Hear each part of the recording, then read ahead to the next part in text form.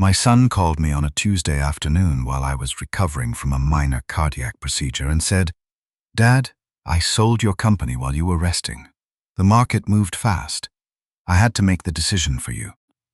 I was sitting in the heavy leather armchair in my quiet reading room, a thick wool blanket draped carefully over my legs. The afternoon sun was filtering through the heavy velvet curtains, casting long shadows across the walls lined with old, leather-bound books. 2 weeks earlier, I had undergone a routine angioplasty. It was a simple, minimally invasive procedure to open a slightly narrowed artery. It was not a catastrophic medical emergency. It was just a necessary piece of maintenance for a 71-year-old man who had spent 4 decades building an empire. My cardiologist, Dr. Sterling, had explicitly told me to stay home, read a few books, avoid any severe stress, and let the company run itself for 14 days. And so, for the first time in 40 years, I had stepped back. I had trusted my blood. Evan was 42 years old. He was polished, flawlessly dressed, fiercely ambitious, and serving as the acting chief executive officer of Hale Meridian Systems in my temporary absence. I had built Hale Meridian from absolutely nothing. 40 years ago, my late wife, Helen, and I had rented a freezing, unheated, single-bay garage on the industrial side of the city. We had no capital, no investors, and no safety net. Helen used to sit at a folding card table in the corner, wearing a heavy winter coat, manually doing the payroll by hand with a cheap pocket calculator. She was the one who drew the original corporate logo on a paper napkin while we were eating a cheap diner dinner at 2 in the morning. Hale Meridian was not just a corporation. It was our life. When Evan was a little boy, he used to run through the massive logistics warehouses, hiding behind towering stacks of shipping containers while Helen chased him, her laughter echoing off the concrete walls. Every algorithm we patented, every port contract we secured, every $1 million we added to the valuation was soaked in my wife's sweat and sacrifice. It was the absolute definition of my family's legacy. Over the telephone line, Evan did not sound panicked. He did not sound apologetic. He sounded completely hollow. He sounded like a man giving a perfectly rehearsed corporate presentation to a hostile shareholder who he had already defeated. "The board has already voted, Dad," Evan continued, his tone smooth, measured, and irritatingly calm. Brenner Dynamics made an aggressive, unsolicited offer. The market premium was simply too high to ignore. It is a win for everyone. I sat in the quiet of my reading room, listening to the rhythmic, methodical ticking of the antique grandfather clock in the hallway. I did not speak. I simply let the silence stretch out, forcing him to fill it. "Dad, are you listening to me?" Evan asked, a slight edge of irritation creeping into his voice. "You have not been yourself lately. The surgery took a toll on you. The board sees it. I see it. The company needs a new direction, a modernized approach. You should be proud. I got you an exit. You can finally just rest." I did not scream. I did not throw the phone against the wall. When you have spent 40 years negotiating with cutthroat union bosses, ruthless international shipping magnates, and predatory venture capitalists, you learn a very important lesson. Anger is a luxury you cannot afford until the war is definitively won. "You sold the company I built before you were born?" I asked, my voice dangerously quiet, slicing through his corporate jargon. "I protected the company from dying with you," Evan replied immediately. It was a cold, incredibly calculated response. It was not the desperate justification of a panicked son. It was the sound of a man who had been waiting a very long time to bury his father's legacy, and who finally thought he had found the perfect shovel. "Send me the board minutes," I said flatly. "I already emailed the packet to your personal account," Evan answered, completely unbothered by my request. "The closing is scheduled for Friday morning at 9. The transition will be seamless. Just rest, Dad. Brianna and I have taken care of everything." He hung up the phone. I did not rest. I pushed the wool blanket off my lap, stood up from the armchair, and walked slowly but steadily over to my heavy mahogany desk. I opened my encrypted laptop and logged into my personal email server. Evan's email was sitting at the very top of my inbox. The subject line was incredibly sterile. It simply read, Hale Meridian Acquisition Summary. I opened the attached PDF document and began scrolling through the dense, convoluted legal jargon. It took me less than 3 minutes to realize that my son had not negotiated a sale. He had engineered a hostile takeover from inside my own boardroom, locking the doors from the inside. The packet contained a terrifying, highly orchestrated sequence of documents. First, there was a copy of an emergency board resolution. It was a viciously clever piece of legal maneuvering that granted Evan full, unmitigated executive authority to unilaterally bypass the standard shareholder notification and voting periods due to a supposed critical market window. Second, there was the formal sale agreement with Brenner Dynamics. Charles Brenner was our absolute biggest, most vicious competitor in the logistics sector. He was a man who had spent the last 2 decades trying to destroy Hale Meridian. Evan was not just selling my company. He was handing the keys to the castle directly to the enemy who had spent 20 years trying to burn it down. And finally, buried at the very bottom of the massive digital packet was a document titled Medical Incapacity Declaration. My eyes narrowed as I read the text. The document formally claimed that due to severe, unexpected post-operative cognitive decline, I was legally and mentally unfit to process complex business decisions. It painted a pathetic picture of an old man whose mind was slipping into dementia. Under the signature line for the required founder's consent, Evan's wife, Brianna, who served as our highly paid corporate legal counsel, had typed a single, devastating sentence. Founder consent waived due to medical incapacity. I leaned back in my chair and took a slow, deep breath, feeling the cold, hard reality of their betrayal settling into my bones. Evan and Brianna had used my temporary physical recovery as a weapon. They had expertly manipulated the board of directors, convincing them that my mind was failing, pushing through a massive corporate sale to line their own pockets before I could even return to the office to defend myself. They had weaponized my age, my health, and my trust. They genuinely believed they had outsmarted me. They believed that the old lion was finally toothless, sleeping quietly in the corner while the hyenas divided his territory. But my son had made one fatal, arrogant miscalculation. He assumed that because I was old, I had grown careless. He assumed that because I trusted him, I had left the front door unlocked. I opened the heavy bottom drawer of my desk and pulled out a solid steel, fireproof lockbox. I punched in the 6-digit combination, a sequence of numbers that represented the date Helen and I had signed the lease on that freezing garage, and lifted the lid. Inside, resting carefully beneath a stack of old, faded family photographs, was the original, unamended corporate charter for Hale Meridian Systems. I had written the charter myself, almost 2 decades ago, late one night after watching a fellow founder get ruthlessly forced out of his own company by a greedy, impatient board of directors while he was undergoing severe chemotherapy. I had watched that man lose his dignity, his company, and his legacy because he had trusted the people in his boardroom. I swore that night that it would never happen to me. I flipped past the standard bylaws, past the financial structuring, and went directly to the 7th page of the thick, yellowing document. There, highlighted in faded blue ink, was a legal failsafe that I had buried deep within the corporate architecture long before Evan had even graduated from business school. It was a failsafe Evan had completely ignored, or perhaps, in his arrogant rush to liquidate my legacy, had never even bothered to read. It was called the Founder's Veto Clause. The clause was absolute.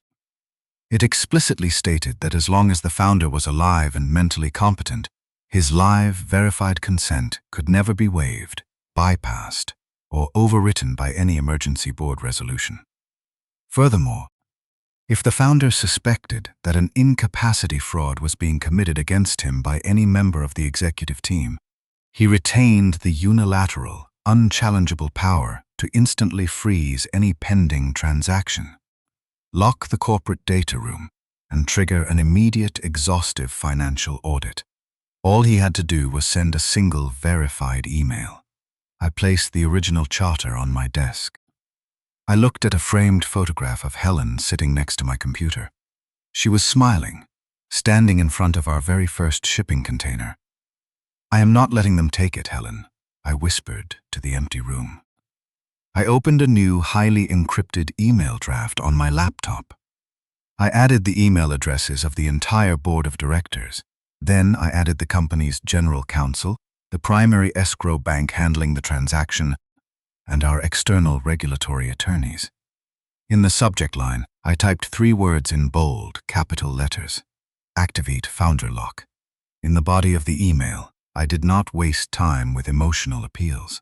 I did not write an angry, bitter accusation. I wrote a single razor-sharp directive designed to legally paralyze the entire transaction. I am alive. I am competent. I did not consent. Freeze the transaction. Victor Hale. But words alone were not enough to fight a forged medical declaration. I needed immediate, undeniable ammunition to shatter their false narrative. I scanned the founder's veto clause and attached the high-resolution digital file. I attached a copy of my original voting share schedule, proving my absolute majority control of the voting stock. Then, I picked up my smartphone, propped it against a stack of heavy books on my desk, and hit record. I looked directly into the camera lens. My expression was hard, cold, and entirely lucid. "My name is Victor Hale," I said, my voice strong, steady, and completely devoid of any cognitive decline. "Today is Tuesday. I am sitting in my home. I am fully aware that my son, Evan Hale, and his wife, Brianna, have presented fraudulent medical documents to the board of directors in an attempt to illegally sell my company to Brenner Dynamics. I am formally revoking Evan Hale's executive authority, effective immediately. Any further actions taken by him are unauthorized and legally void." I stopped the recording and attached the video file to the email. Finally, I attached one last document. It was a preliminary internal audit warning, secretly sent to me just 12 hours earlier by Naomi, my fiercely loyal chief financial officer. The warning detailed massive, highly suspicious financial irregularities surrounding the Brenner deal that Evan had desperately tried to hide. I looked at the screen. I looked at the names of the powerful men and women who had cowardly voted to sell my legacy while I was recovering in a hospital bed. I encrypted the email, scheduled it for Friday morning at exactly 9:15, and closed the laptop. The weapon was loaded. I simply had to let my son walk in front of it. My son thought he had sold my company while I was resting. What he had really done was wake up the man who built it. I did not send the email immediately. A corporate war is not won by simply firing the first shot in a moment of blinding rage. It is won by understanding exactly where your enemy is standing, what armor they are wearing, and precisely where they are vulnerable when they return fire. I sat at my mahogany desk, the harsh blue light from my laptop screen illuminating the dark, quiet study. The antique clock in the hallway chimed softly, marking the passing hours. Before I could destroy my son's arrogant attempt to steal my company, I needed to understand exactly how he had built his paper cage. I began reviewing the internal company communications from the last 3 months, pulling data from the deep archives. Looking back, the pattern of isolation was so blindingly obvious that I was furious with myself for not seeing it sooner. Evan had not launched a sudden, violent corporate coup. He had executed a slow, methodical, incredibly intelligent strangulation of my authority. It started with small, seemingly respectful suggestions that slowly isolated me from the daily operations. "Dad, let me handle the investor calls this quarter." Evan had told me 3 months ago, his voice filled with fake, weaponized concern. "The board needs to see that I can lead. You should rest more. You have earned a break." Then, it escalated to the active suppression of information. He quietly took control of my executive calendar, canceling my weekly one-on-one meetings with department heads, claiming I was too busy with strategic planning. He even forced the Human Resources Department to draft a highly suggestive internal memo regarding a, quote, founder transition strategy, unquote, planting the seed in the minds of our employees that I was preparing to permanently step down. "Dad, your memory has been off lately," he would say when I asked about a missing financial report or a delayed port contract. "I already showed you those numbers yesterday. We do not need to review them again." He used the impending narrative of my cardiac procedure to convince the board that my focus was slipping. He was building a medical alibi months in advance. And then there was Brianna. My daughter-in-law was a corporate attorney who possessed the moral compass of a starving shark and the charming smile of a television host. She had quietly inserted herself into our executive meetings under the guise of acting as informal family counsel. She was the architect of the legal trap. I remembered a specific afternoon, just 2 weeks before my surgery. Brianna had walked into my corner office, carrying a stack of pristine legal documents. She poured me a cup of coffee, smiled warmly, and slid the papers across my desk. "Just some temporary delegation papers, Victor," she had said, her voice soft and reassuring. "It allows Evan to sign standard vendor contracts while you are recovering in the hospital." I had hesitated. Reading the dense legal language, it felt overly broad. Brianna had leaned forward, resting her hand gently on my arm. "Victor, this is not about control," she had whispered, her eyes perfectly mimicking deep familial affection. "It is about continuity. We just want to make sure you do not have to worry about the lights going out while you are healing." I had trusted my blood. I had signed the papers. I opened the medical update file that Brianna had submitted to the board of directors just 4 days after my cardiac procedure. The language was cold, clinical, and completely fabricated. "Victor's recovery is significantly slower than expected," Brianna had written in the official board packet. "He is frequently confused, profoundly fatigued, and currently unable to process complex business decisions.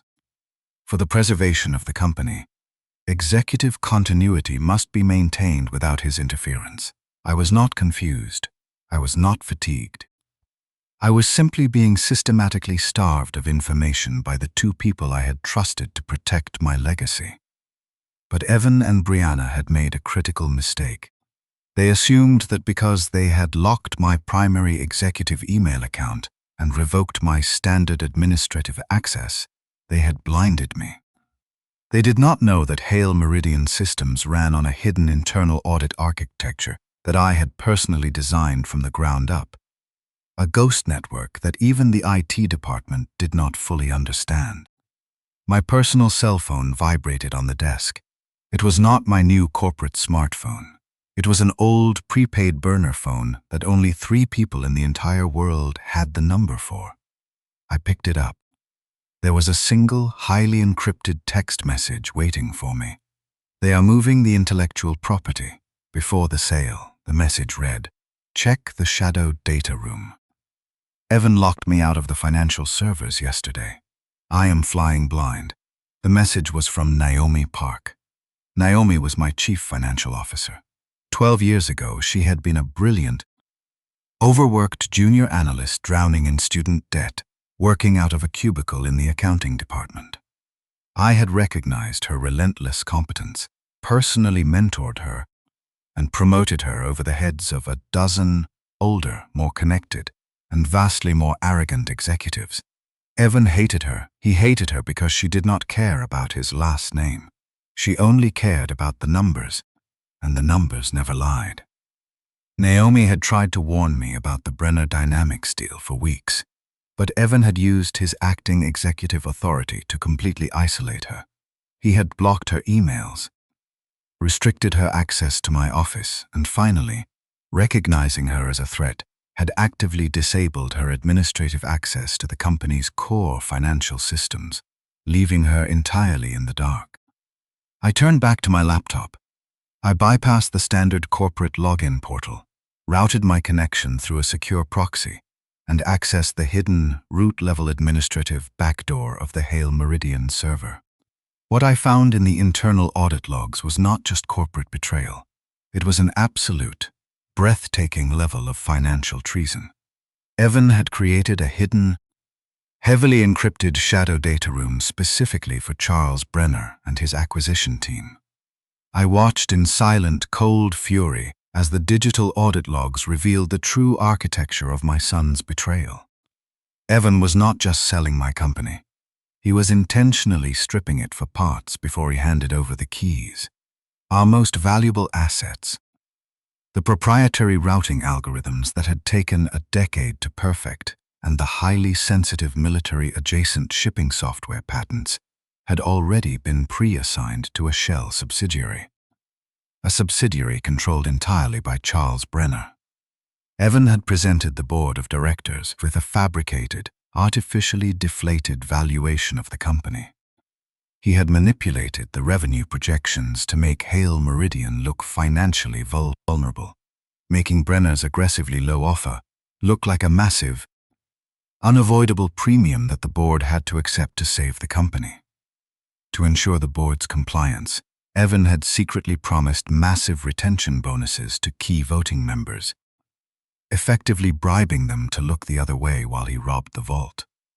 But the most disgusting files in the shadow data room were the executive compensation agreements. If the sale went through, Evan was guaranteed a staggering $30 million golden parachute exit package. Brianna had expertly structured a $12 million post-acquisition legal consulting retainer for herself. And Charles Brenner, my oldest and most bitter rival, was granted immediate, unrestricted access to our confidential client database before the deal was even formally announced to the public or approved by regulators. They were burning my life's work to the ground so they could roast marshmallows over the ashes. I opened the final, most crucial document in the shadow data room. It was the founder incapacity certification. This was the specific, highly illegal instrument Brianna had used to waive my mandatory consent for the sale. It bore the digital signature of my personal cardiologist, Dr. Sterling. I zoomed in on the document. I did not need a frick expert to see the fraud. Dr. Sterling had not examined me since the morning I was discharged from the hospital, long before this document was supposedly drafted.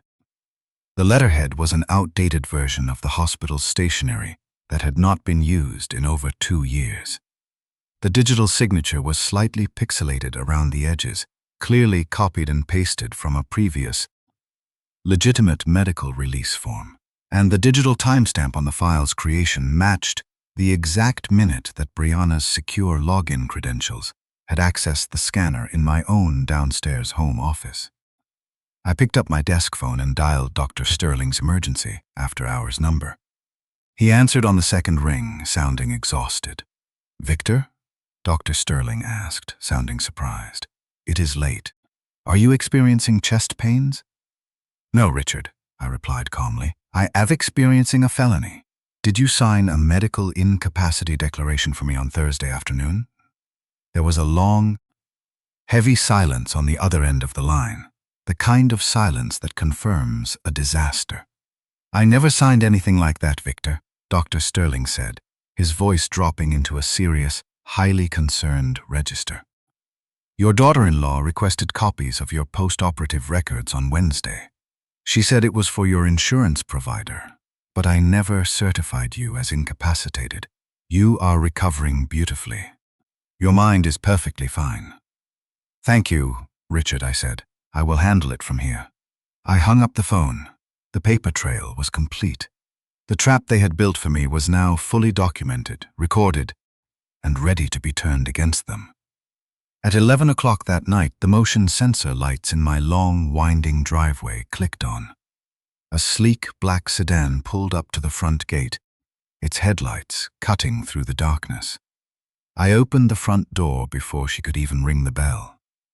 Naomi Park stood on my porch, holding a heavy leather briefcase against her chest. She looked exhausted, her hair slightly messy, but her eyes were sharp, determined, and entirely focused. Coming to my house in the middle of the night, after being locked out of the financial systems by the acting CEO, was an incredible professional risk. "Come in, Naomi," I said softly, stepping aside. She walked into the reading room, her eyes scanning the dark wood and the glowing laptop screen. She placed a silver flash drive on my desk, right next to the photograph of Helen. "This is the unredacted board packet," Naomi said, her voice shaking slightly with adrenaline. "The real one. The one Evan is hiding from the directors. I had to pull it from a backup server before he scrubbed the hard drives." I looked at the brilliant young woman I had mentored for over a decade. "They told the board you could not speak for yourself," Naomi said, her voice tight with suppressed anger and genuine worry. "I came here tonight because I wanted to hear you speak. I needed to know they were lying." I picked up the flash drive, feeling its cold metal casing. "Evan will fire you the second he finds out you are here," I told her, my voice deadly serious. "You are risking a highly lucrative career, Naomi. You are risking everything you have built. Are you not afraid of losing your job?" Naomi stood completely straight. She did not hesitate. She looked at me with absolute unwavering loyalty. "I would rather lose my job than help them bury the man who gave me one," she replied fiercely. I nodded slowly, feeling a deep, profound sense of gratitude. The loyalty I had earned through mentorship and respect was proving to be vastly stronger than the loyalty I had birthed into this world. I looked at the mountain of fraudulent documents, fake medical records, and illegal transfer agreements sitting on my computer screen. "They did not sell my company," I said quietly, my voice hard and cold in the silent room. "They staged a paper coup, and paper, unlike blood, burns very cleanly." Naomi and I sat in my quiet study until 3 o'clock in the morning, meticulously documenting every fraudulent file, every hidden log, and every illegal transfer she had extracted from the shadow data room. "We should call the general counsel right now, Victor," Naomi urged, tapping her pen nervously against the unredacted board packet.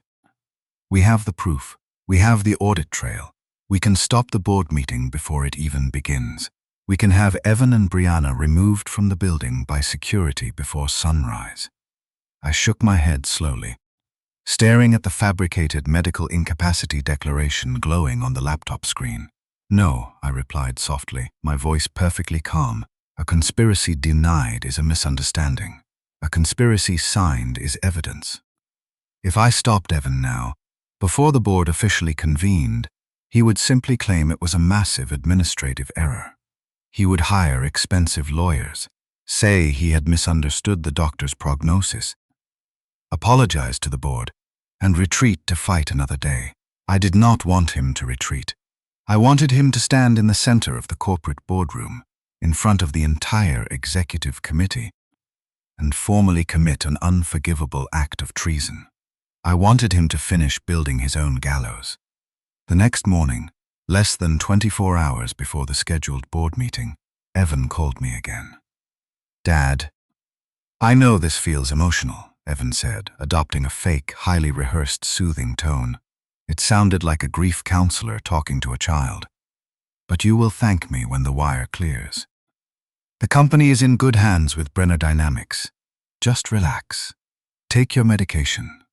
Let me handle the heavy lifting from here on out." I intentionally let my breathing sound slightly ragged over the phone. I slurred my words just a fraction. "Maybe you are right, Evan," I murmured weakly, perfectly playing the part of a broken, exhausted old man whose mind was finally giving out. "Maybe I am just tired. I cannot fight anymore."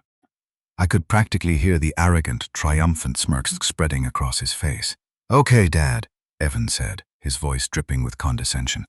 "Just rest." An hour later, Brianna emailed me a highly complex legal document titled Non-Objection Acknowledgement. It was a vicious legal trap designed to formally waive my right to sue them after the sale was completed. I did not sign it. Instead, I replied with a single, incredibly vague sentence: "I will not interfere before the board has heard everything." Evan read that email and saw complete surrender. I wrote that email and meant an execution. Meanwhile, across the city, Charles Brenner was preparing for his victory lap. Brenner was a ruthless, impeccably dressed corporate predator who had spent the last 20 years trying, and failing, to destroy Hale Meridian Systems. I had blocked his aggressive takeover attempts 3 separate times in the past decade. He did not just want to buy my company to increase his market share. He wanted to erase my name from the industry entirely.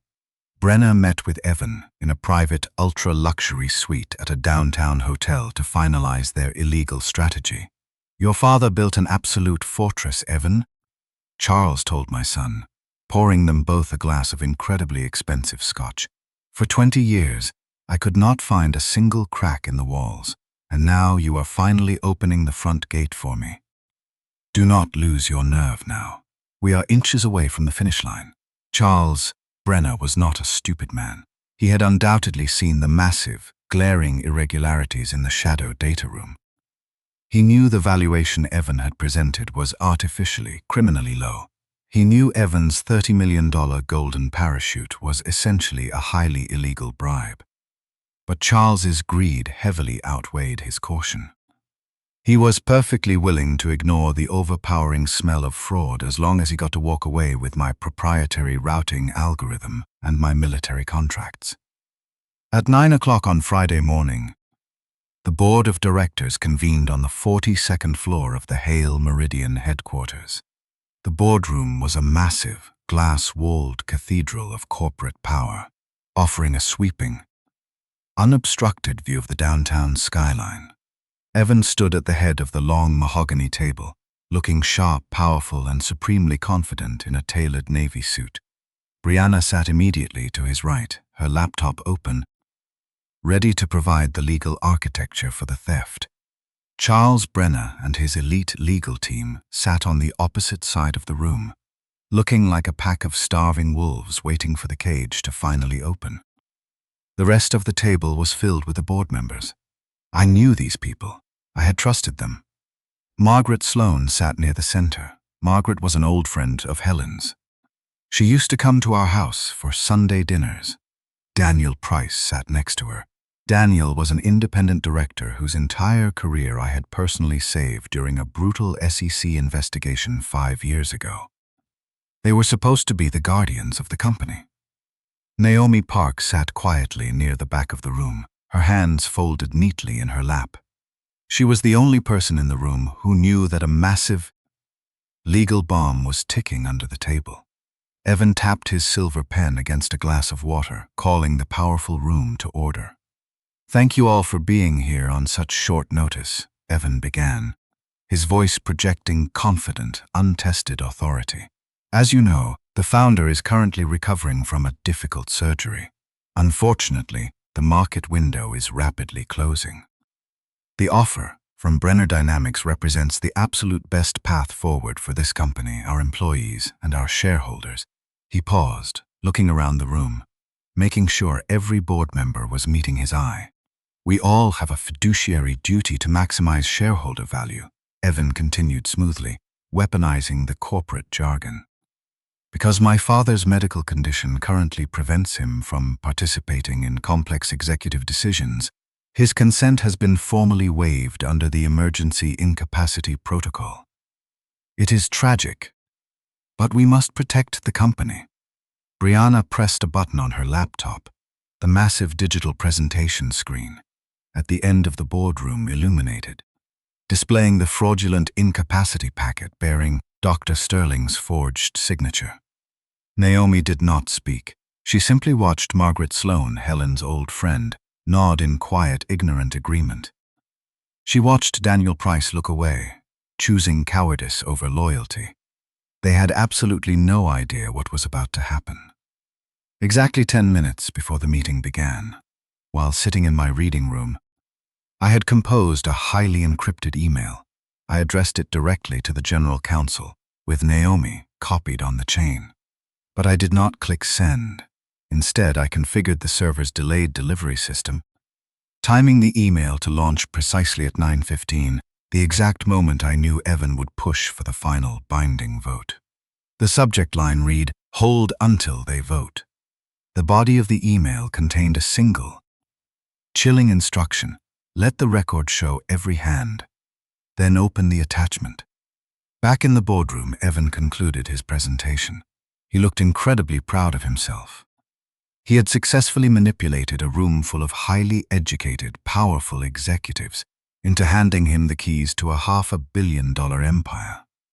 "If there are no further questions," Evan said, his voice echoing in the silent room, "I call for a formal, binding vote. All in favor of approving the immediate sale of Hale Meridian Systems to Brenner Dynamics, please raise your hand." Brianna did not have a vote, but she sat beside Evan with her laptop open, ready to certify the legality of the fraudulent approval. Charles Brenner leaned back in his leather chair, a smug, victorious smile spreading across his face. One by one, the wealthy, powerful members of the board raised their hands. Margaret Sloan raised her hand. Daniel Price raised his hand. The corporate secretary entered every raised hand into the official minutes, legally and permanently committing them to the fraudulent transaction. Only one person kept her hands firmly on the table: Naomi Park. Evan frowned, looking at her, annoyed by the single imperfection in his flawless victory. "Naomi," he said sharply, "we need a recorded vote. Raise your hand." Before Naomi could answer, the digital clock on the boardroom wall clicked to 9:15. A loud, piercing electronic chime echoed through the silent room. The general counsel's laptop vibrated aggressively. He looked down at his screen, his brow furrowing in deep confusion. He opened the encrypted email. He read the subject line. His face instantly lost all its color. He read my instruction. And then, his hand shaking slightly, he opened the attachment. Suddenly, the massive digital presentation screen at the end of the room flickered violently. The fraudulent medical document vanished. In its place, a massive flashing red notification filled the entire screen, reflecting off the glass walls. "Incoming secure message from Victor Hale. Activate founder lock." The smug smile instantly vanished from Charles Brenner's face. Evan froze, his hand still suspended in the air, the absolute terror finally reaching his eyes. My son had wanted a unanimous vote, so I gave him one more voice in the room. Mine. The massive digital screen at the far end of the boardroom flashed violently, a blinding, aggressive burst of red light completely overriding the fraudulent medical documents Brianna had just presented. A moment later, the full text of my encrypted email appeared on the screen, projected in massive, impossible-to-ignore letters for every powerful executive in the room to read. It did not appear all at once. The text rendered slowly, line by line, tearing through the corporate silence like a chainsaw. "I am alive." The room went completely, dead silent. Charles Brenner stopped swirling the ice in his crystal water glass. "I am competent." Margaret Sloan slowly lowered her hand, her face twisting in confusion. I did not consent. Brianna was the first one to truly realize what was happening. Her legal mind processed the threat before Evan's ego allowed him to see the danger. She slammed her laptop shut, her eyes wide with sudden, absolute panic. Under Section 9 of the Hale Meridian Founders' Veto Clause, this transaction is frozen immediately. Any party proceeding after this notice accepts personal liability for fraud. The silence that followed the final line was absolute, heavy, and suffocating. It was the terrifying silence of a room full of arrogant corporate predators, realizing they had just walked into an electrified cage, and someone had just locked the door from the outside. Evan stared at the massive screen, his mouth slightly open, the blood completely drained from his face, leaving his skin a sickly, pale gray. "This is impossible," Evan stammered, his voice cracking, his polished corporate facade instantly crumbling into terrified dust. He does not understand what he is doing. He is confused. The medication is making him paranoid. "We have the emergency resolution." Naomi Park slowly stood up from her chair at the back of the room. She did not look intimidated. She looked like an executioner. "I spoke to him last night," Naomi said, her voice echoing clearly and coldly across the long mahogany table. "He understood everything perfectly, Evan. He understood the fake valuation. He understood the pre-assigned intellectual property transfers. And he understood the $30 million golden parachute you were secretly promised by Mr. Brenner." The board members gasped audibly. Charles Brenner stiffened in his chair, his eyes darting toward the exits. Brianna jumped out of her chair, desperate to regain control of the collapsing narrative. "This is highly inappropriate," Brianna shouted, pointing a shaking finger at Naomi. "This is a private family dispute, not a board issue. The emergency resolution supersedes any outdated veto clause.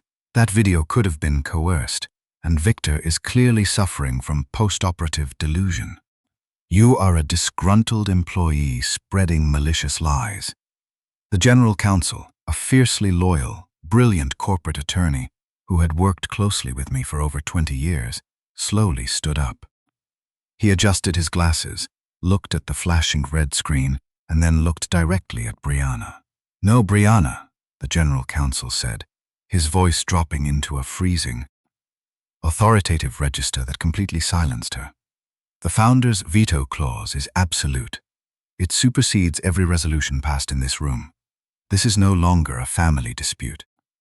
This is a severe corporate governance crisis and potentially a federal crime." Before Brianna could formulate another desperate lie, the heavy, double-glass doors of the boardroom swung open. I walked into the room.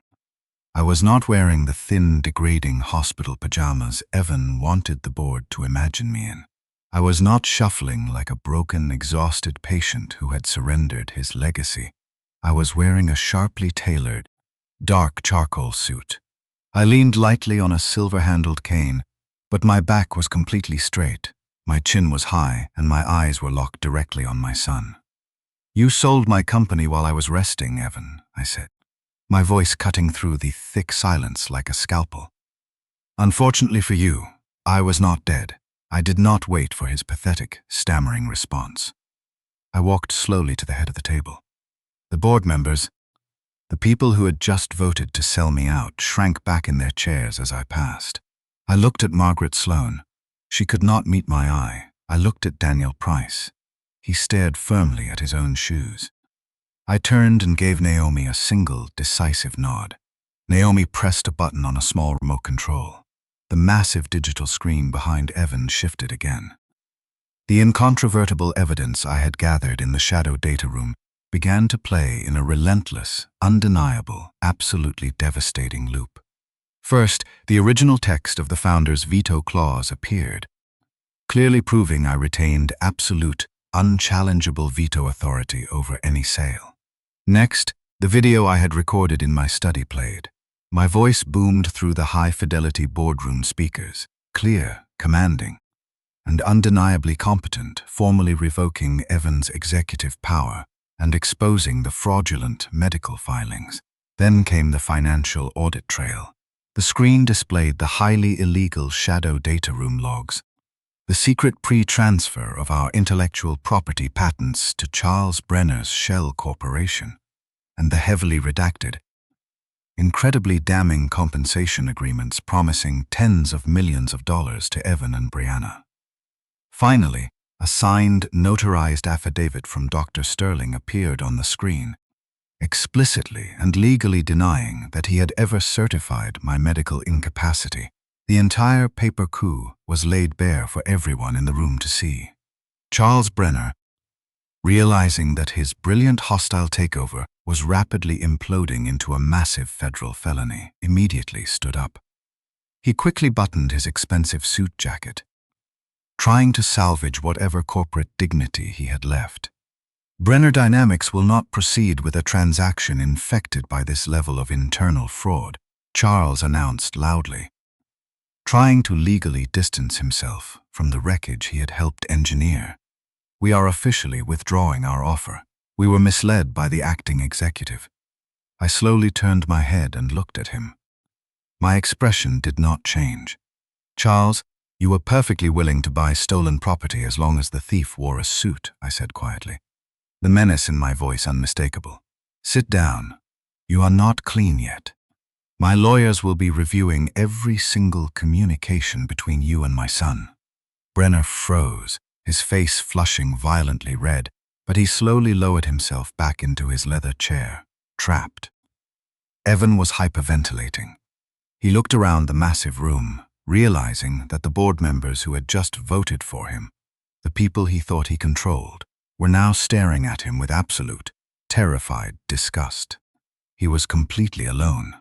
"Dad, please," Evan pleaded, his voice high, desperate, and entirely stripped of its corporate arrogance. "I was trying to save the company. You were too slow. You were letting the future pass us by. I did this for us." "No, Evan," I replied, stepping closer to him, my voice echoing off the glass walls. "You were not selling the company because I was old. You were selling it because you were impatient to inherit something you never earned. You wanted the crown, but you didn't want to build the kingdom." Brianna jumped out of her chair again, making one last, desperate attempt to save herself from prison. "You cannot use any of these documents," she yelled, pointing at the screen. "I am the corporate counsel. My communications with the acting executive are protected by absolute attorney-client privilege." The general counsel looked at her with freezing, absolute contempt. "Not when the attorney is an active participant in the fraud, Brianna. The crime-fraud exception applies if your privilege is void." The authority in the room flipped completely, violently, and irreversibly.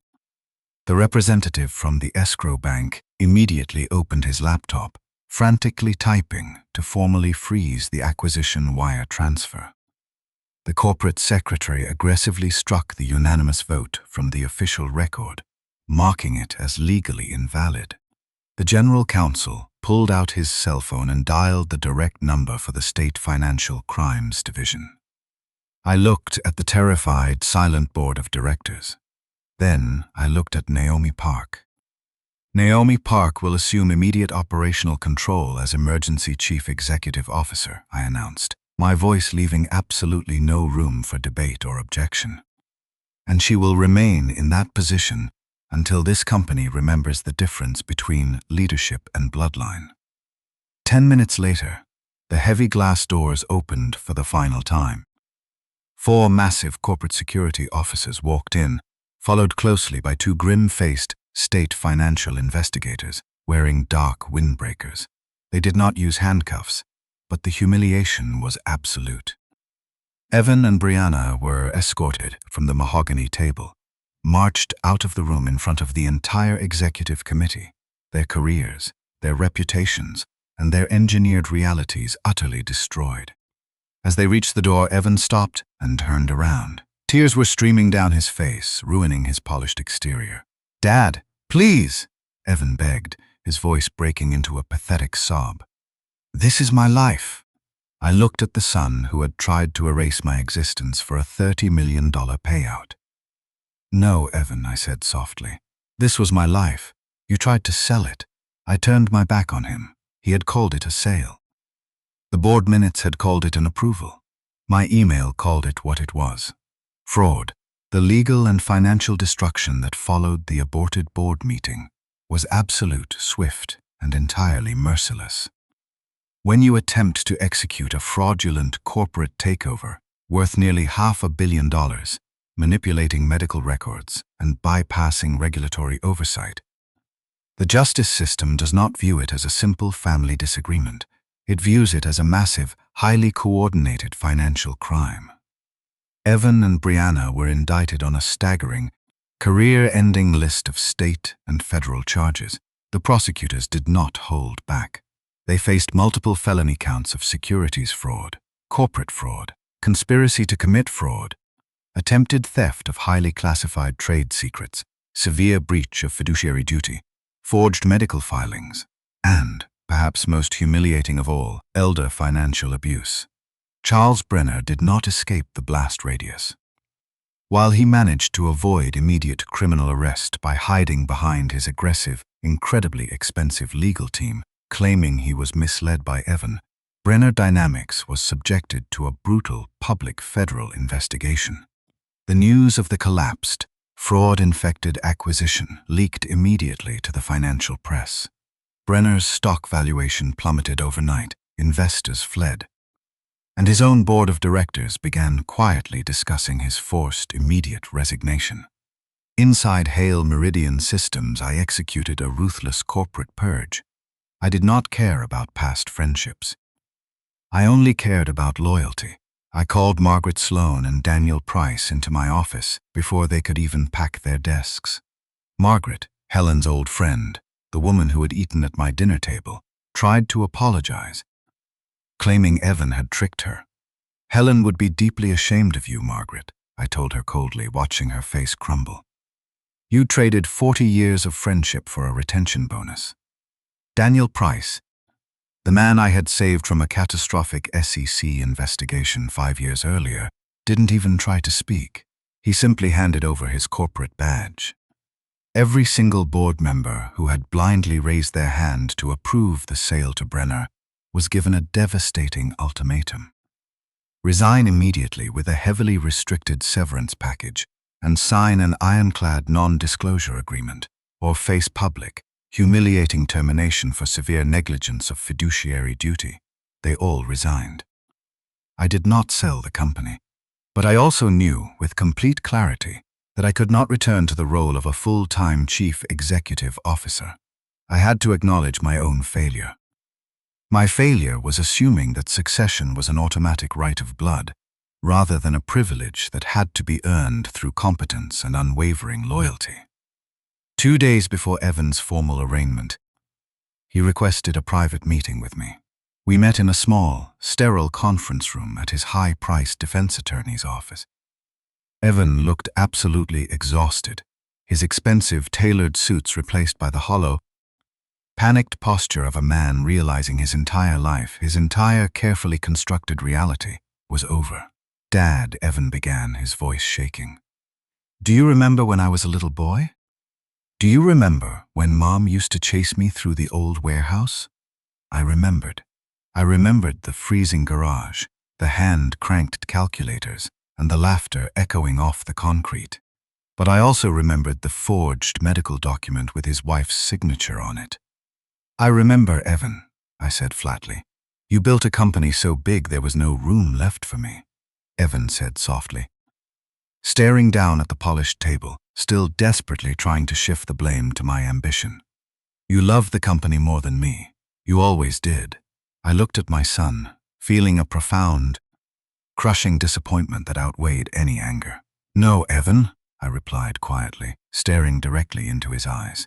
"I loved you enough to trust you with it. That was my mistake." Evan flinched, the words hitting him harder than any legal indictment. "I gave you every room in the building, Evan," I continued, my voice perfectly steady. "You chose the vault." Evan looked up, his eyes filled with tears, realizing that the manipulation was no longer working. "I am your son," he pleaded, his voice breaking into a sob. "You can fix this, Dad. You have the power. You can tell the prosecutors it was a misunderstanding. You can tell them I was confused. Please, I am your blood." "A son protects what his father built," I said coldly. "He does not sell it while his father is breathing." I opened my leather briefcase and slid a thick legal binder across the table. It contained the newly restructured, completely finalized framework of the Hale Meridian Family Trust. I had completely severed Evan from the family fortune. I stripped his executive stock options, revoked his voting proxy, cancelled his succession plan, and permanently banned him from the board of directors. I did establish a heavily restricted educational and medical trust for his young daughter, but I embedded an unbreakable clause ensuring that Evan and Brianna could never access a single penny of it. I stood up from the table, picked up my silver-handled cane, and walked out of the room. I never looked back. The following Monday, I convened the newly reconstructed, heavily vetted board of directors at the Hale Meridian headquarters. I stood at the head of the mahogany table, looking at the fresh, hungry faces sitting in the chairs. I am formally stepping down as the acting chief executive of this company, I announced to the silent room. I am appointing Naomi Park as the permanent chief executive officer of Hale Meridian Systems, effective immediately. One of the new, older board members, a man who still clung to traditional corporate structures, frowned slightly. "She is brilliant, Victor," the board member said cautiously, leaning forward. "But she is not family." I looked at the board member, then smiled a cold, razor-sharp smile. "Exactly," I replied. "She earned the job without confusing loyalty with inheritance." Later that afternoon, I took a slow walk through the primary engineering and logistics floor. I did not make a grand speech. I did not ask for their loyalty. I simply walked down the wide corridors, leaning on my cane, watching the massive, automated sorting machines hum with perfect efficiency. As I walked, the engineers, the warehouse managers, and the floor supervisors noticed me. They stopped what they were doing. They did not cheer or applaud, but one by one, they stood up straighter. They offered quiet, deeply respectful nods. They knew I had bled for this company, and they knew I had just bled to save it. I stopped in front of the main supervisor's glass office. Hanging on the wall was a framed, faded black and white photograph of my late wife, Helen, and me, standing inside a rented, unheated garage 40 years ago, staring into the camera with nothing but hope and exhaustion. I looked at the photograph. I finally understood that true legacy is not simply handing your life's work to your children. Legacy is protecting what you built from the people who only want to liquidate it, even if those people share your last name. I returned to my old study that evening, sat down at my mahogany desk, and opened my laptop. I wrote one final email, addressing it to the thousands of employees across the entire Hale Meridian global network. The subject line read, "The company stays." The body of the email was brief, but it carried the weight of a 40-year promise. "Hale Meridian Systems is not for sale," I wrote. "Not today, not while I am alive, and not to anyone who thinks legacy is something you can steal with a signature." I pressed send, closed the laptop, and leaned back in my heavy leather chair, listening to the quiet ticking of the grandfather clock. My son sold my company while I was resting. So I forwarded one email to the board and reminded them that resting is not the same as surrendering.